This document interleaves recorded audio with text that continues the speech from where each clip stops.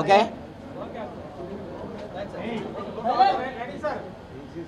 Telugu film chamber of commerce executive committee meeting ఈరోజు జరిగిందండి. 3 సెక్టార్లు, అన్ని సెక్టార్ల వాళ్ళు వచ్చారు. ఎగ్జిబిటర్లు, డిస్ట్రిబ్యూటర్లు, ప్రొడ్యూసర్లు, స్టూడియో సెక్టార్ 4 సెక్టార్లు వచ్చాయి. మేము మాకున్న ప్రస్తుత సమస్యల మీద ఎగ్జిబిటర్ల నుంచి, డిస్ట్రిబ్యూటర్ల నుంచి, ప్రొడ్యూసర్ల నుంచి 999 మెంబర్స్తో ఒక కమిటీ వేసుకున్నాం. ఆ కమిటీ ద్వారా ప్రభుత్వానికి మా సమస్యలు చేసి మేము అప్రూవ్ అవుతాం. ఈ కమిటీ పేర్లు ఇవన్నీ మీకు సండే ప్రకటిస్తాం. సండే కానీ మండే గవర్నమెంట్కి లిస్ట్ పంపుతున్నాం. పంపేటప్పుడు ఆ కమిటీని ప్రకటిస్తాం. Thank you. ఇదమ్మా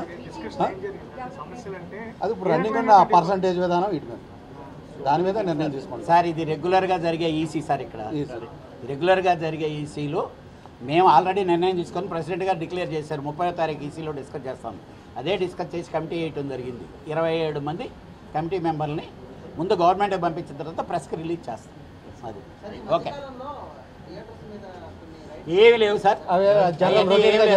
government that is general duty. Routine దీంట్లో ఇంకా మళ్ళీ సెకండ్ థర్డ్స్ ఏమో లేదు. Thank you. Thank you. అంతే.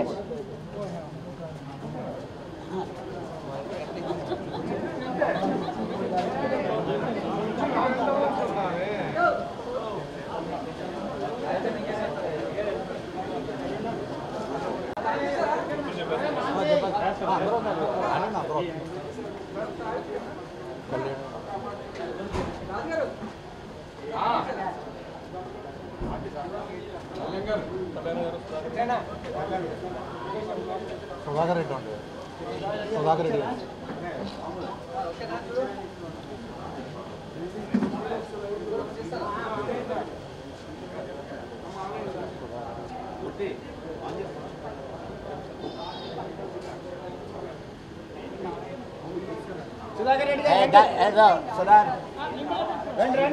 కాదు రమ్మన దామోన్ రమ్మన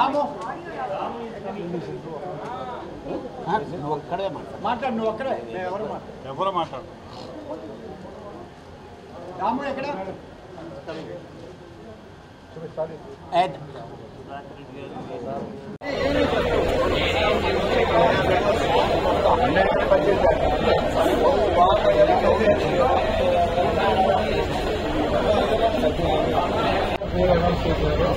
ఇంకా మాట్లాడలేదు రావాలి అర్థమైంది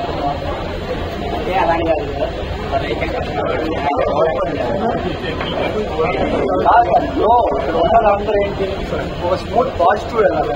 ఇప్పుడు ఆ లేడీ కూడా కొన్ని రావడం ఏమిటంటే అన్నెసరీ. మంచి జరగాలంటే కదా ఎవరు బాగాలేదు, అందరూ అన్హ్యాపీగా ఉన్నారు. అంతకంటే ఎలా చేసుకున్నాం అంతే తప్పితే ఒకరిని ఇదిగా విన్ సిచ్యువేషన్ ఉందా, అంతేగాని ఒక తక్కువ ఒకటి ఎక్కువ కాదు. అందరు సమానం, అందరూ ఇండస్ట్రీ బాగుపడాలి. ఎక్కువ జనాన్ని థియేటర్ తప్పించారు, దాన్ని ఎలా కట్ చేస్తారు.